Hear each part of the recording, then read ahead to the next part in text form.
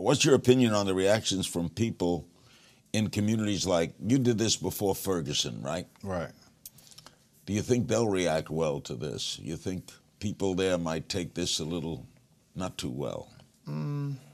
Maybe a few of them. I mean, people that don't have a sense of humor that, you know, people, maybe the radical people might use it as an excuse to be upset about something. But like I said, I cover every race. I covered a lot of races. It wasn't just black and white.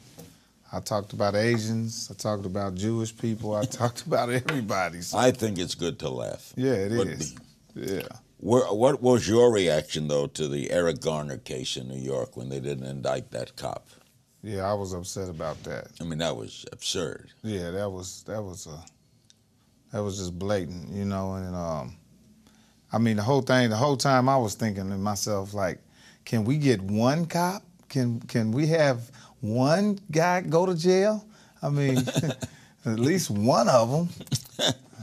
Nobody went to jail. Nobody got no indicted. Cop does anything wrong. Yeah, so I'm like. You grew up in Indiana and Atlanta, right? Indiana. Were you ever profiled by police? Oh yeah, Indiana. You know, Indiana is. How do you get really used to that?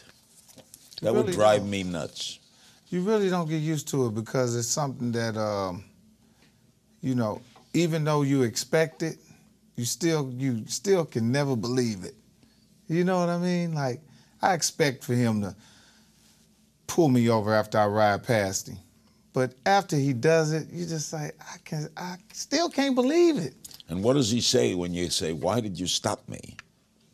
Oh, you know, they got a numerous ways to reasons to pull you over, but that's just a good lead-in to, can you step out the car?